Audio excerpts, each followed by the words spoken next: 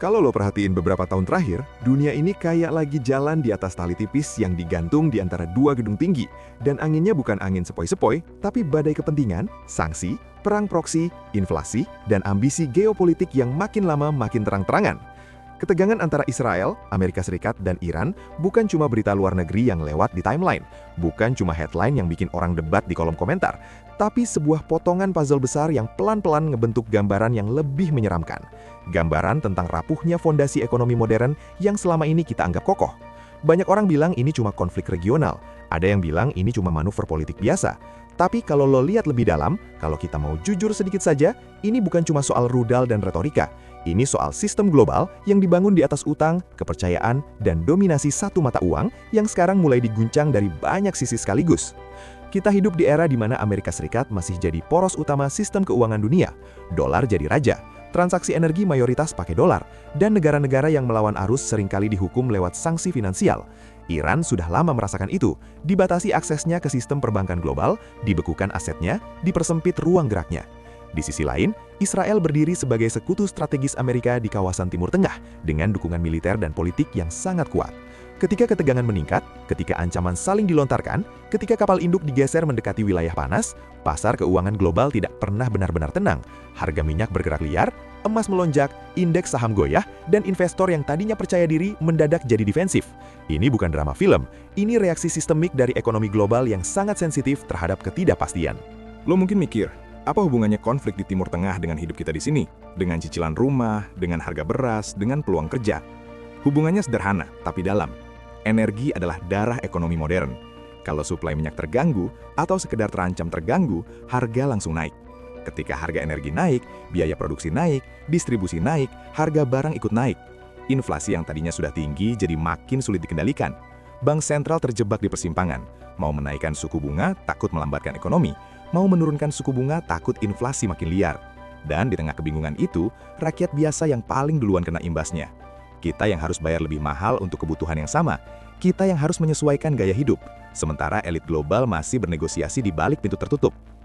Aliansi Israel dan Amerika Serikat melawan Iran sering dibingkai sebagai pertarungan ideologi, keamanan, dan stabilitas kawasan.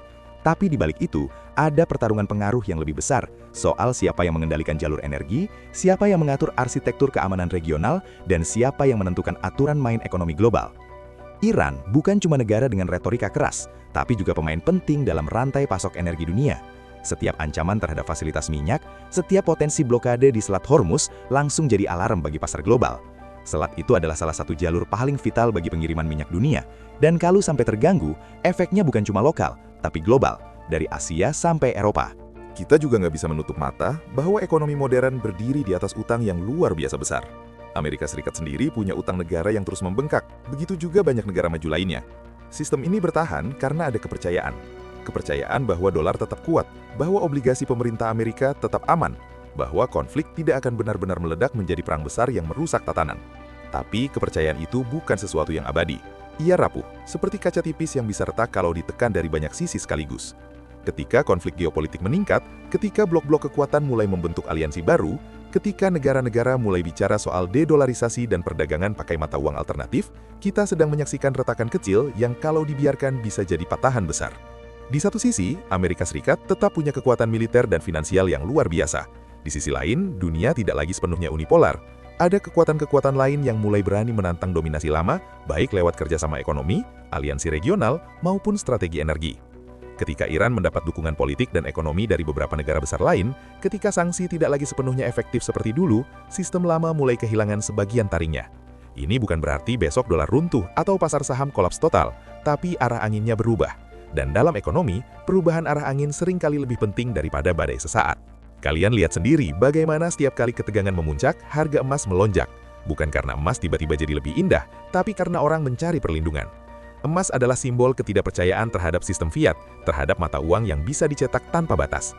Ketika investor global merasa resiko meningkat, mereka lari ke aset yang dianggap lebih aman. Ini reaksi psikologis sekaligus rasional. Dan ketika reaksi itu terjadi berulang-ulang, itu bukan lagi anomali, itu pola. Pola bahwa dunia merasa sistem saat ini makin tidak stabil. Gue tidak sedang bilang bahwa perang besar pasti terjadi, atau bahwa ekonomi modern pasti runtuh dalam waktu dekat. Tapi kita harus cukup dewasa untuk mengakui bahwa fondasi yang selama ini menopang pertumbuhan global sedang diuji. Aliansi Israel dan Amerika Serikat melawan Iran bisa jadi hanya satu titik panas dari banyak titik panas lain di dunia. Tapi titik panas ini berada di wilayah yang sangat strategis, sangat sensitif, dan sangat terhubung dengan sistem energi global. Kalau diibaratkan, ini seperti percikan api di gudang yang penuh bensin. Tidak semua percikan akan jadi ledakan, tapi resiko itu selalu ada. Yang sering bikin kita lengah adalah rasa terbiasa. Kita sudah terlalu sering dengar soal konflik, sanksi, perang proksi, sampai akhirnya kita kebal. Kita pikir, paling juga reda lagi. Paling juga cuma retorika. Padahal, setiap ketegangan meninggalkan jejak. Setiap sanksi mengubah arus perdagangan. Setiap aliansi baru membentuk pola distribusi kekuatan yang berbeda. Dunia pelan-pelan bergeser. Dan ekonomi global harus menyesuaikan diri. Penyesuaian itu jarang nyaman. Biasanya disertai gejolak, resesi, koreksi pasar, dan perubahan gaya hidup yang tidak semua orang siap menerimanya. Kalau lo lihat sejarah, banyak krisis besar diawali oleh kombinasi antara ketegangan geopolitik dan ketidakseimbangan ekonomi. Utang tinggi, gelembung aset, ketimpangan sosial, lalu datang satu pemicu yang membuat semuanya retak. Bukan karena satu faktor saja, tapi karena sistemnya memang sudah terlalu tegang. Sekarang, kita hidup di era di mana utang global sangat tinggi, pasar keuangan sangat terhubung, dan sentimen bisa berubah dalam hitungan menit. Media sosial mempercepat kepanikan, algoritma mempercepat jual beli, dan modal bisa keluar masuk negara dalam waktu yang sangat singkat. Dalam kondisi seperti ini, konflik besar bukan cuma soal militer, tapi soal kepercayaan pasar. Gue tahu, sebagian dari kalian mungkin merasa ini terlalu jauh, terlalu besar untuk dipikirkan. Tapi justru karena besar, dampaknya bisa sampai ke dapur kita.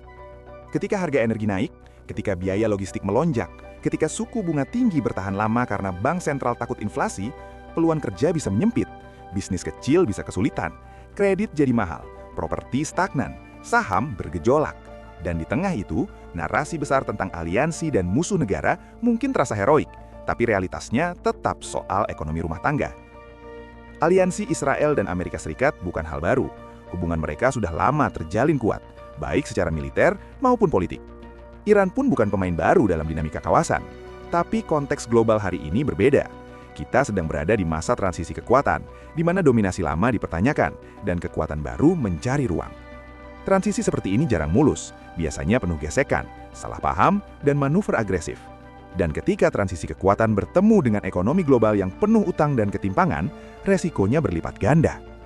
Lo bisa lihat bagaimana negara-negara mulai berbicara soal kemandirian energi, soal diversifikasi cadangan devisa, soal mengurangi ketergantungan pada satu sistem pembayaran.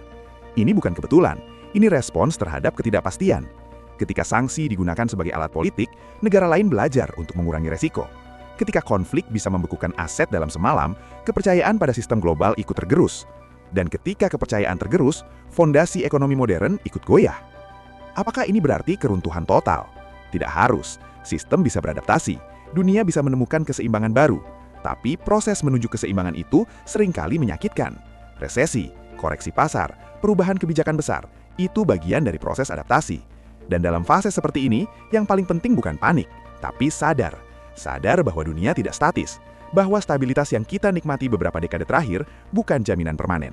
Gue pribadi melihat ketegangan ini sebagai alarm. Alarm bahwa kita tidak bisa lagi bergantung sepenuhnya pada asumsi lama.